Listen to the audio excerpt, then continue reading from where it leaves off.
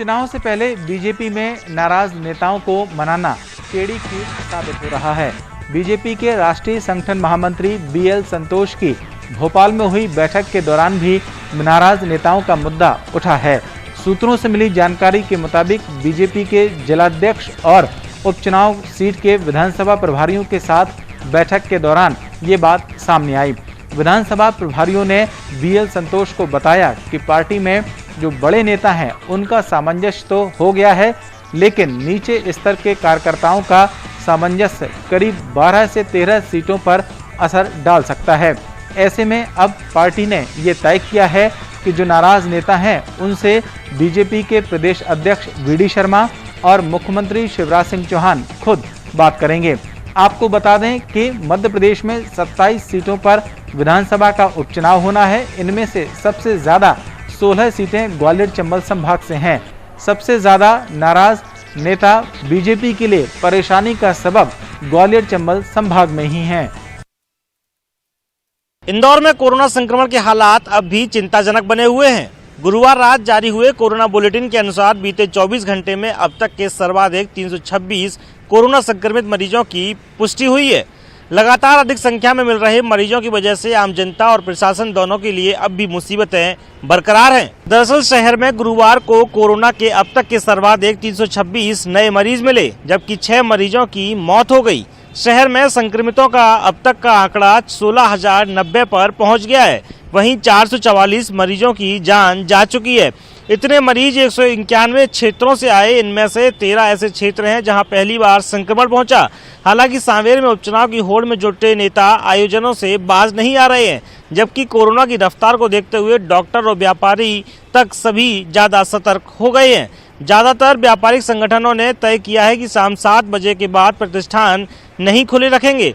गुरुवार देर रात आई रिपोर्ट के अनुसार सबसे ज्यादा संक्रमित क्षेत्र एक बार फिर से विजयनगर ही रहा है। विजयनगर शहर के सबसे पॉश इलाकों में से एक माना जाता है। बहरहाल शहर अनलॉक होने के बाद से ही लगातार मरीजों की बढ़ती संख्या दर्ज की गई है। व्यापारियों की तरफ से बाजार खोलने की पैरवी करने वाले लोग भी अब कोरोना संक्रमण से जूझ रहे हैं। अब व्यापारी खुद संक्रमण से बचाव के लिए व्यापार में व्यवहार परिवर्तन के विकल्प खोज रहे हैं, ताकि व्यापार भी संचालित होता रहे और संक्रमण भी शून्य और शिथिल हो जाए। कोरोना की बेलगाम होती रफ्तार के चलते अब व्यापारिक संगठनों ने जिले को महाबंद करने का आह्वान किया है और व्यापारिक संगठनों के समक्ष ऐलान भी कर दिया है। व्यापारिक संगठन स्पष्ट रूप से ये चाहते हैं कि कोरोना की रफ्तार दिनों दिन बढ़ रही है, वहीं मौतों का आंकड़ा भी एकदम से बढ़ चुका है। इस लिहाज से तत्काल रूप से लॉकडाउन में शहर को चले जाना चाहिए। इस सिलसिले में जिला प्रशासन को भी जलपुर चैंबर ऑफ कॉमर्स की ओर से एक ज्ञापन दे दिया गया है। तमाम व्यापारिक संगठन अब सोशल मीडिया में भी इस मुहिम को छेड़ रहे हैं कि 15 से 22 सितंबर तक तमाम व्यापारिक प्रतिष्ठान बंद रखे जाएं, ताकि एकदम से बेलगाम हो चुकी कोरोना की रफ्तार पर कुछ हद तक लगाम लगे। वहीं जिला प्रशासन इस लॉकडाउन के दरमियान 100 सुविधाओं को भी दुरुस्त कर सके, चूंकि लगातार मौतों और पॉजिटिव मरीजों के आने का सिलसिला जारी है। ग्वालियर में आज सीटू कार्यकर्ता उस वक्त हैरत में पड़ गए जब वो कैबिनेट मंत्री प्रद्युम्न सिंह तोमर को ज्ञापन देने और उनका बंगला घेरने के लिए जा रहे थे, लेकिन जैसे ही मंत्री जी को खबर लगी तो वो खुद वहां पहुंचे और सड़क पर बैठकर उनका ज्ञापन लिया। दरअसल कम्युनिस्ट पार्टी के बैनर तले सैकड़ों श्रमिकों ने आज ऊर्जा मंत्री प्रद्युम्न सिंह तोमर के बंगले का घेराव का ऐलान किया था। जैसे इन श्रमिकों का मार्च शुरू हुआ तो इनको पुलिस ने रानी लक्ष्मीबाई स्टैच्यू के सामने ही रोक लिया। इसके बाद सीटू श्रमिक और अन्य कार्यकर्ताओं का पुलिस के साथ जमकर नोकझोंक हुई। जैसे ही इसकी खबर प्रद्युम्न सिंह तोमर को लगी तो मंत्री जी लाव लश्कर के साथ श्रमिकों के प्रदर्शन में पहुंच गए। इस दौरान मंत्री तोमर ने सड़क पर बैठकर श्रमिकों का ज्ञापन लिया और जल्द ही उनकी समस्या हल करने का आश्वासन दिया। श्रमिकों का कहना था कि कोरोना काल में बिजली कंपनी अनाप शनाप बिल दे रही है, साथ ही उन बिजली बिलों को जल्द माफ कराया जाए। 6 महीने के बिल माफ होने तक वो आंदोलन जारी रखेंगे। मंत्री प्रद्युम्न सिंह तोमर ने इन श्रमिकों को जल्द ही इस मामले को हल करने का भरोसा दिलाया, तब कहीं जाकर ये प्रदर्शन खत्म हो पाया। कैबिनेट मंत्री प्रद्युम्न सिंह तोमर अपने अलग अंदाज के लिए मशहूर है। यही वजह है कि कभी वो नालियों में सफाई करते नजर आते हैं, सड़कों पर झाड़ू लगाते नजर आते हैं, तो आज ऐसे ही ज्ञापन देने आ रहे लोगों के पास सड़क पर पहुंचकर ज्ञापन लेने बैठ गए। देश भर में कल से करीब 40 जोड़ी यानी कि 80 ट्रेनें पटरियों पर दौड़ेंगी, जिनमें से 8 ट्रेनें रायपुर के रेलवे स्टेशन से होकर गुजरेंगी। लेकिन यहां यात्रियों की सुविधा और सुरक्षा भगवान के भरोसे है, क्योंकि जिस तरह के इंतजाम यहां के रेलवे स्टेशन में देखे गए वो नाकाफी नजर आ रहे हैं। हालांकि बूथ यहां पर स्क्रीनिंग के लिए तैयार कर दिए गए हैं और कोविड प्रोटोकॉल के तहत जो व्यवस्था पहले रायपुर के रेलवे स्टेशन में रखी गई थी वही व्यवस्थाओं से यात्रियों को गुजरना होगा। लेकिन बावजूद इसके जो कर्मचारी हैं वो यहां से नदारद है। रेलवे स्टेशन की सुरक्षा में कोई पुलिसकर्मी यहां पर तैनात नहीं है। मुख्य गेट में ही केवल एक ही कर्मचारी यहां पर दिखाई दिया। और सबसे बड़ी बात यह भी कि छत्तीसगढ़ में पहले से कई ट्रेनें शुरू हो चुकी हैं, लेकिन इस दौरान काफी लापरवाही यहां पर देखी गई, जहां पर स्टेशन में लापरवाह रवैया यहां पर प्रबंधन का बरता गया। स्क्रीनिंग बेहतर तरीके से नहीं हुई और अब ऐसे में 8 ट्रेनें जब दूसरे राज्यों से आएंगी और रायपुर के रेलवे स्टेशन से होकर गुजरेंगी, ऐसे में यात्रियों की सुरक्षा भगवान के भरोसे है और यात्रियों को खुद की सुरक्षा खुद करनी होगी, स्वयं करनी होगी, क्योंकि रायपुर रेलवे स्टेशन में वैसे इंतजाम दिखाई नहीं दिए। छत्तीसगढ़ में कोरोना वायरस सियासी मुद्दा बनता जा रहा है। एक और बीजेपी का साफ तौर से कहना है कि छत्तीसगढ़ में हालात बद से बदतर होते जा रहे हैं और इसको देखते हुए राज्य सरकार कोविड-19 को जो पेशेंट्स हैं उनका इलाज नहीं कर पा रही है, ना ही यहाँ पर अतिरिक्त जो अस्पताल हैं उनका निर्माण कर पा रही है। और जिस तरह से यहाँ पर जो मरीज हैं वो भगवान भरोसे हैं, तो वहीं कांग्रेस का साफ तौर से कहना है कि अगर इस मामले में राजनीति करनी है तो इस मामले में राजनीति न करके ऐसे भी लोग बीजेपी के सामने आने चाहिए जो सेवा करने वाले हों। लेकिन जिस तरह से सियासत की जा रही है वो कोरोना को लेकर गलत है और राज्य सरकार पूरी तरह से कोरोना को लेकर सजग है और दिन रात यहाँ पर उसके जो है कार्य भी किए जा रहे हैं। कोरोना की रोकथाम को लेकर राज्य सरकार भी काफी सजग है, ऐसा कांग्रेस का कहना है। लेकिन इसको देखते हुए कांग्रेस ने साफ तौर से यह भी कह दिया है कि अगर किसी प्रकार का कोई सुझाव अगर विपक्ष के पास है तो अपना सुझाव दे। लेकिन बीजेपी ये कह रही है कि जिस तरह से यहाँ पर हमने सुझाव भी दिए हैं और कई दफे स्वास्थ्य मंत्री से, मुख्यमंत्री से बातचीत भी की है, लिखित में भी सुझाव दिए हैं, लेकिन राज्य सरकार उन सुझावों पर गौर नहीं कर रही है। अब देखना यह होगा कि जिस तरह से बीजेपी कोरोना वायरस के इस संक्रमण काल में अपनी राजनीतिक रोटियां सेक रही है, आने वाले समय में क्या कोरोना को लेकर बीजेपी और भी कुछ करने वाली है। आज नक्सलियों की फरमान के चलते 2 परिवारों को गांव छोड़ना पड़ा। दरअसल ये मामला सुकमा जिले के पोलमपल्ली थाना क्षेत्र के पालामड़गू गांव का है, जहां नक्सलियों के फरमान के कारण 4 छोटे बच्चों समेत 12 सदस्य के 2 परिवार ने गांव छोड़कर पोलमपल्ली थाने में शरण ली है। ग्रामीणों ने बताया कि गांव के पास में ही नक्सलियों की बैठक हुई थी, जिसमें नक्सलियों ने हमें गांव छोड़ने की धमकी दी, क्योंकि दोनों परिवारों में से एक सदस्य पुलिस में भर्ती है, जिसके कारण नक्सलियों ने दोनों परिवारों को गांव छोड़ने की धमकी दी और गांव छोड़कर जाने का फरमान सुनाया। जिसके बाद ग्रामीणों ने अपने परिवार के साथ पोलमपल्ली पहुंचे, जहां पुलिस ने उनके रहने की व्यवस्था की और वहीं जिला प्रशासन ने खाने पीने की व्यवस्था की है। लंबे समय से बंद रेल यात्रा 12 तारीख से शुरू होने वाली है। यात्रियों की सुविधा को देखते हुए जोन मुख्यालय से 6 ट्रेनें चलने वाली हैं, जिसको लेकर प्रबंधन ने पूरी तैयारी लगभग कर ली गई है। इस बार जो है यात्रियों को बिना आरक्षण टिकट के अंदर प्रवेश नहीं दिया जाएगा। यात्रियों को प्रवेश देने से पहले उनके थर्मल की स्कैनिंग की जाएगी। अगर उनके टेम्परेचर ज़्यादा बताया जाता है तो उन्हें उनकी यात्रा रद्द करते हुए उन्हें वापस भेज दिया जाएगा। इस तरीके से कोरोना संक्रमण को देखते हुए ये रेल प्रबंधन ने पूरी तैयारियां लगभग कर ली है। प्रदेश में डॉक्टरों की कमी को दूर करने के लिए सरकार ने एक फैसला किया है, जिसके तहत सीपीएस के 5 कोर्स मुंबई से कराए जा रहे हैं। इसमें डॉक्टर्स अपनी ड्यूटी भी कर सकेंगे और साथ ही साथ स्पेशलाइजेशन का कोर्स भी कर सकेंगे। कोरोना संकट के बीच मध्य प्रदेश में 19 जिला अस्पताल में पदस्थ चिकित्सक अपनी ड्यूटी के साथ साथ ये स्पेशलाइजेशन का कोर्स कर सकेंगे। सीपीएस मुंबई से कराए जा रहे 5 प्रकार के कोर्स की काउंसलिंग शुरू हो चुकी है। इस बार 98 सीटों पर डॉक्टर को प्रवेश मिलेगा। विशेषज्ञों की कमी को देखते हुए प्रदेश सरकार ने कॉलेज ऑफ फिजिशियन एवं सर्जन पीजी डिप्लोमा की सीटें बढ़ा दी हैं। इससे पहले 2 साल में प्रदेश में सिर्फ 28 डॉक्टर ही इस कोर्स को कर पाए हैं। इससे जिला अस्पतालों और सामुदायिक केंद्रों में विशेषज्ञों की कमी को दूर होने का सरकार की ओर से दावा किया जा रहा है। प्रदेश के स्वास्थ्य महकमे में अभी फिलहाल जो सरकारी डॉक्टर काम कर रहे हैं, जिला अस्पताल और गैस राहत अस्पतालों को ही शिक्षण केंद्र बताते हुए 2 साल से पीजी डिप्लोमा कोर्स की शुरुआत की गई है। ये कोर्स CPS मुंबई से मान्यता प्राप्त है। CPS को मेडिकल काउंसिल ऑफ इंडिया से मान्यता इन सीटों पर सिर्फ सरकारी अस्पतालों में काम करने वाले डॉक्टरों को नीट PG के अंकों के आधार पर ही दाखिला दिया जाएगा। फिलहाल जो ड्यूटी के साथ साथ PG की पढ़ाई भी कर सकते हैं डॉक्टर्स, और यदि सरकारी डॉक्टरों को ये सीट नहीं मिलती है तो श्रेष्ठ ओपन श्रेणी से भरने वाले निर्णय लिया जा सकता है। यानी इन सीटों पर अब दाखिला सरकारी डॉक्टर्स ले सकते हैं, साथ ही साथ अपना PG डिप्लोमा भी कर सकते हैं। जिस तरीके से पूरे प्रदेश में डॉक्टरों की कमी बताई जा रही है, साफ तौर पर इस तरीके का निर्णय डॉक्टर्स के लिए भी राहतजनक है, क्योंकि उनकी ड्यूटी भी हो सकेगी और साथ साथ वो अपनी अधूरी पढ़ाई जिसमें वो स्पेशलाइजेशन करना चाहते हैं वो भी कर सकेंगे। कलेक्टर एरिया जो है वहाँ पे धारा 144 लागू कर दिया है, जिसमें निर्धारित आदेश के तहत जो रानी दुर्गावती चौका कलेक्टर परिसर होते हुए ये जो SP कार्यालय है वहाँ तक जो धारा 144 लागू गई है। इन क्षेत्रों में जो है किसी भी तरह से धरना प्रदर्शन, रैली, जुलूस का आयोजन नहीं होगा, न ही ध्वनि विस्तार केंद्र का उपयोग किया जा सकता है। जिसकी प्रमुख वजह ये मानी जा रही है कि आए दिन जो है किसी न किसी संगठनों के द्वारा जो है विरोध प्रदर्शन किया जा रहा था। कलेक्टर परिसर में भीड़ इकट्ठा किया जा रहा था, जिसमें DJ संघ है, इनके द्वारा काफ़ी संख्या में लोग इकट्ठा हो गए थे। बस ऑपरेटर संघ है, इनके द्वारा जो भीड़ एकत्रित की गई थी। इसके अलावा जो किसान संघ है उनके द्वारा भी प्रदर्शन लगातार किया जा रहा है। तो कहीं ना कहीं हर दृष्टिकोण से जो है भीड़ इकट्ठा हो रहा था, जिसके चलते जो प्रशासन ने निर्णय लिया है कि इन एरियो में जो है 144 लागू कर दिया जाए ताकि भीड़ इकट्ठा ना हो। और जिले में जो अगर हम बात करें तो लगातार कोरोना के मामले बढ़ते जा रहे हैं।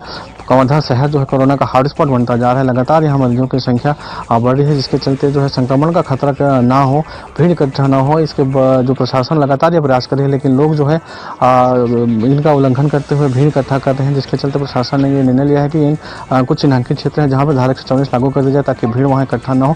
लोगों को भी अपनी जिम्मेदारी समझनी होगी। किसी भी अगर उनकी मांग है, कोई समस्या है, तो वो जो है कम संख्या में कलेक्टर कार्यालय पहुँचे या अपनी मांग रखें किसी भी माध्यम से। जो अगर शिकायत करनी है तो भीड़ इकट्ठा ना हो, ये प्रयास प्रशासन ने किया जा रहा है। और यही वजह है कि जो धारा 144 लागू की गई है। मनीष मिश्रा, न्यूज़ 18 कवर्धा, छत्तीसगढ़।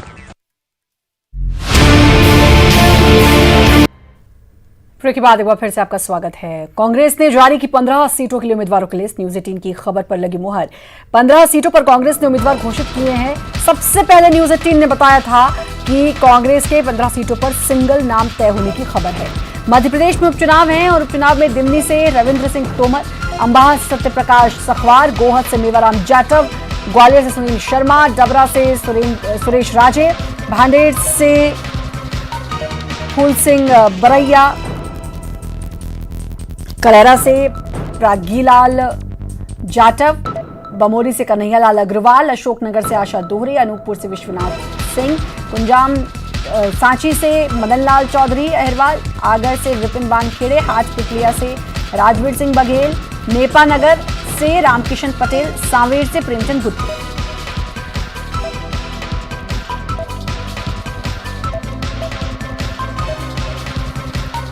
पूर्व मुख्यमंत्री कमलनाथ दिल्ली गए थे और अब उसके बाद फिर ये 15 सीटों पर उम्मीदवारों के नाम अब कांग्रेस ने घोषित कर दिए हैं।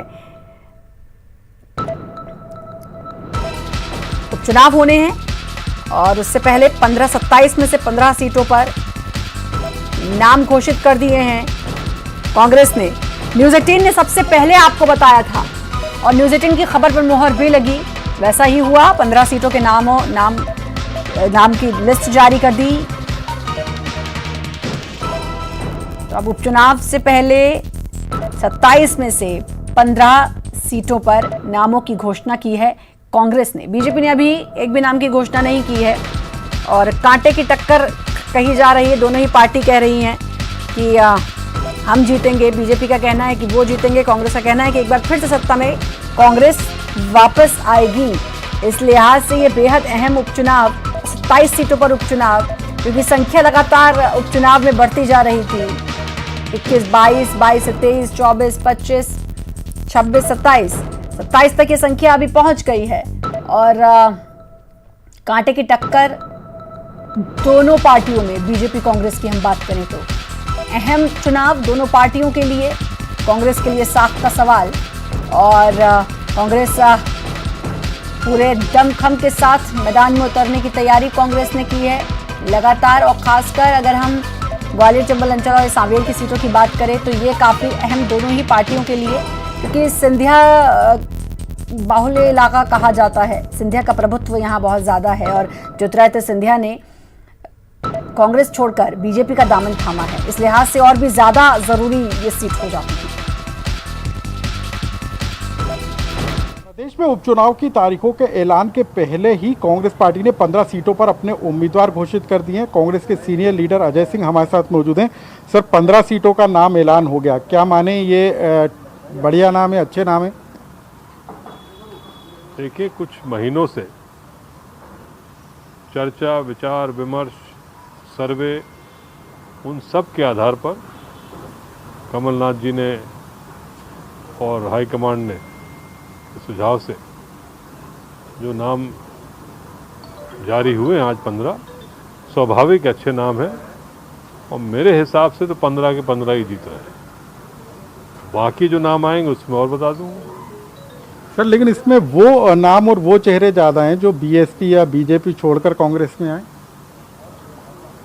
देखिए, एक आध नाम को छोड़ दिया जाए तो ऐसा नहीं है जिस तरह से आप बात कर रहे हैं।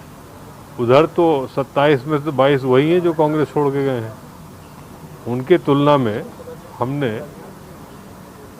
बहुत कम ऐसे लोगों को लिया है जो सीधे बीजेपी से अभी आए हों। बीएसपी के उम्मीदवार तो वो होते हैं, वो रहे हैं जो कहीं कांग्रेस को टिकट नहीं मिला, वो बीएसपी से चुनाव लड़ गए, तो उनका उस तरह से न देखा जाए। सर, ये क्या माने कि सर्वे रिपोर्ट के आधार पर ही नाम तय हुए हैं? मुख्य रूप से सर्वे के आधार पर ही संपूर्ण नाम तय हो रहे हैं। बाकी सीटों पर कब तक नामों का ऐलान हो जाएगा? हफ्ते भर में। और सर, कुछ सीटों पर विवाद के हालात थे, अभी मेहगांव को होल्ड किया गया, आपने आपत्ति भी जताई थी कि चौधरी राकेश सिंह को वहाँ से उम्मीदवार नहीं। देखिए, ऐसा नहीं है कि मैंने कोई आपत्ति जताई थी, और होल्ड इसलिए किया है कि शायद उसमें अभी तक पूरी तरह से सर्वे की रिपोर्ट सही तरीके से ना ही हो, नहीं तो होल्ड इस तरह से नहीं किया। जो बिल्कुल क्लियर थे उनको अनाउंस कर दिए गए।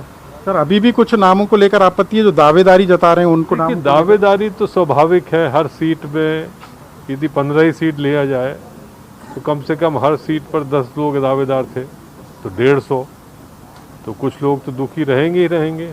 हर पार्टी में ये होता है, दावेदारी ज़्यादा होती है। आजकल दुखी तो भाजपा में ज़्यादा है कि जो भाजपा से चुनाव लड़े उनको अब मजबूरन उन्हीं लोगों के खिलाफ, उन्हीं लोगों के साथ काम करना पड़ेगा जिन्होंने उनको चुनाव में हराया हो।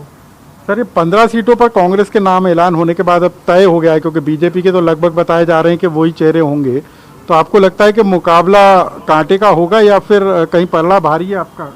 देखिए, जहाँ तक 27 सीटों की बात हो, 15 की छोड़ दीजिए, 15 तो अनाउंस हुए, 27 सीटों की बात हो, 4-5 सीटों में टक्कर रहेगा, बाकी सीटों में कोई टक्कर भी नहीं रहेगा। सर, तो हमारे साथ पूर्व नेता प्रतिपक्ष अजय सिंह थे और उनका कहना है कि यदि 4-5 सीटों को मान लिया जाए तो वहां पर टक्कर के हालात हो सकते हैं, लेकिन ज़्यादातर सीटों पर कांग्रेस की जीत तय है। कैमरामैन अजय के साथ अनुराग श्रीवास्तव, न्यूज़ 18 भोपाल। विधानसभा उपचुनाव के लिए कांग्रेस की 15 प्रत्याशियों की सूची का अभिनंदन है, स्वागत है, क्योंकि जो सूची आई है वो सूची में भारतीय जनता पार्टी की आशाएं, उम्मीद जो जीत की रही है वो और दुगनी चौगनी हुई है। दूसरी बात, सबसे बड़ी बात, जो ये नारा लगाया करते थे बिकाऊ और टिकाऊ का, तो इन उम्मीदवारों में आधा दर्जन से ज्यादा उम्मीदवार, लगभग आधे उम्मीदवार ऐसे हैं जिनका अतीत कांग्रेस में कितना टिकाऊ का है ये पत्रकार बंधु आसानी से आपको और क्षेत्र की जनता भली भांति जानती है। इसलिए अपनी ही कैंपेन से उलट उम्मीदवार और वहां जो झगड़े टंटे हैं, यही कारण है कि इसमें वरिष्ठ नेता राकेश चौधरी जी का नाम नदारत है, जिनका विरोध कांग्रेस के वरिष्ठ नेता दिग्विजय सिंह, अजय सिंह जी, डॉक्टर गोविंद सिंह जी कर चुके हैं। दूसरी तरफ सतीश सिकरवार जी का नाम नहीं है। लड़ाई जोरों पर है। अभी इसमें से कई जगह, कई मामलों में आने वाले समय में कांग्रेस को चुनाव से पहले ही गच्चा खाने के लिए तैयार रहना पड़ेगा। चुनाव में जनता गच्चा देगी ही। और चलिए अब आपको दिखाते हैं कि जब बैलगाड़ी पूरी तरह सज धज कर निकले, बैलगाड़ी पर पूरी तरह से सज धज कर निकले मंत्री जी। आपने शाही सवारी करते हुए कईयों को देखा होगा, लेकिन बैलगाड़ी पर भी कोई शाही सवारी करे तो उसे क्या कहेंगे। खंडवा के खालवा में कुछ ऐसा ही नजारा देखने को मिला, जहां मंत्री विजय शाह ग्रामीणों से मिलने बैलगाड़ी से पहुंचे। पूरी तरह सजी धजी बैलगाड़ी में बैठकर मंत्री विजय शाह ग्रामीणों से मिलने पहुंचे। बैलगाड़ी की शाही सवारी को देखने के लिए गांव वाले उमड़ पड़े। मंत्री ने ग्रामीणों के बीच कोई घोषणा तो नहीं की, लेकिन ये जरूर कहा कि कमलनाथ सरकार में गरीबों के हित की जो जो योजनाएं बंद कर दी गई थीं, वो सभी योजनाएं फिर से शुरू होने जा रही हैं, जिसमें गरीबों को दिया जाने वाला दीनदयाल रसोई योजना भी शामिल होगी। और चंबल से आने वाले मंत्री प्रद्युम्न सिंह तोमर हमेशा अपने अलग अंदाज के लिए जाने जाते हैं। इस बार भी मंत्री जी सबसे हटकर करने की कोशिश में सड़क पर बैठकर ही उन्होंने ज्ञापन लिया।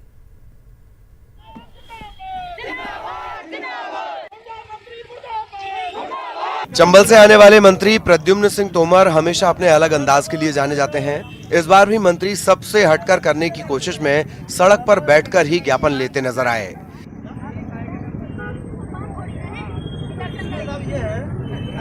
दरअसल कम्युनिस्ट पार्टी ने ऊर्जा मंत्री के बंगले का घेराव का ऐलान किया था, लेकिन मंत्री जी को घेराव की खबर लगते ही वो घेराव से पहले ही खुद ज्ञापन लेने पहुंच गए और सड़क पर बैठकर ज्ञापन लिया। मंत्री ने पहले रैली को रास्ते में ही रोक लिया और सड़क पर बैठकर ज्ञापन लिया। दरअसल कम्युनिस्ट पार्टी ने 6 महीने के बिजली बिल माफ करने की मांग को लेकर मंत्री के बंगले के घेराव की प्लानिंग की थी। और अब आपको दिखाते हैं चिड़ियाघर में संगीत का शौकीन हाथी।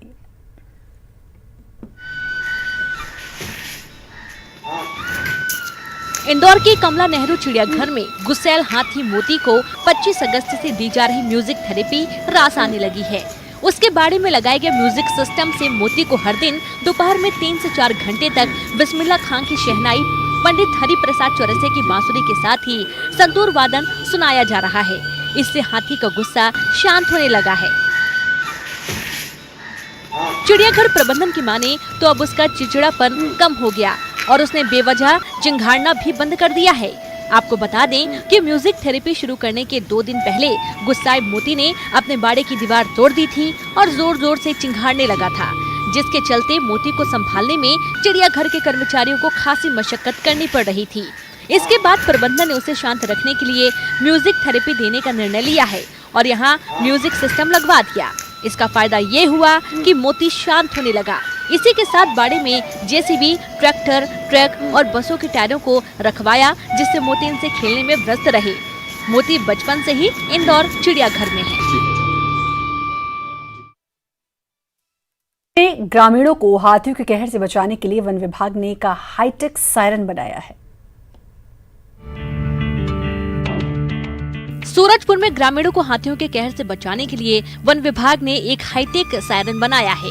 यह सायरन मोबाइल से कनेक्टेड रहता है। जिस इलाके में हाथियों की आवाजाही होती है, मोबाइल पर इसकी सूचना आ जाती है और मोबाइल से ही उस इलाके में सायरन बजना शुरू हो जाता है, जिससे ग्रामीण सतर्क हो जाते हैं। फिलहाल प्रतापपुर वन परिक्षेत्र के कुछ गांवों में यह प्रयोग किया गया है। सफल होने पर अन्य इलाके में भी इसका इस्तेमाल किया जाएगा। शाम को मतलब सायरन बजा देते हैं अपने जहाँ से ही रहते हैं और बजने से पब्लिकों को मतलब पता चल जाता है कि हाथी हमारे क्षेत्र में घुस चुका है, तो पब्लिक अपने आप में ही सुरक्षित हो जाते हैं और खेत साइड में, जंगल साइड में जाना बंद कर देते हैं। तो कारगर सिद्ध तो हो रही है, इससे पब्लिकों को जानकारी हो रही है। हाँ, लाभ मिल रहा है। वैसे पहले अकस्मात हाथी आ जाता था और लोग कहीं भी नुकसान कर देता था, घर ढहा देता था और फसल खा जाता है, हर तरह से नुकसान। तो कम से कम अपना जान का रक्षा तो हो जाता है। आदमी को मालूम हो जाता है कि नहीं आ गया है, अपना भग के अपना बचाव तो कर सकता है आदमी। यही लाभ है। जो स्थान चिन्हित किए गए हैं उसमें विभाग का ये प्रयास है कि समय रहते ग्रामीणों को इसकी जानकारी हो जाए और उनकी जान बच सके। इसका संचालन किस स्तर पे किया जा रहा है और यह कितना सफल होता है तकनीकी रूप से, तब तक ये हाथियों की समस्या अनवरत बनी हुई है क्षेत्र में और ग्रामीण काफ़ी दहशत में है और एक राहत वाली बात होगी यदि यह प्रयोग सफल होता है तब। पहले हाथियों के आने की जानकारी के लिए वन अमले को गांवों तक पहुंचने में देर हो जाती थी।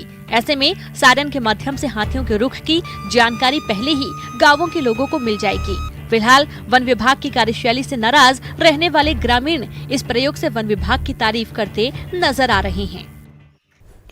और इसी के साथ फिलहाल इस बुलेटिन में इतना ही। बाकी खबरों के लिए लगातार बने रहिए न्यूज़ 18 मध्य प्रदेश छत्तीसगढ़ के साथ।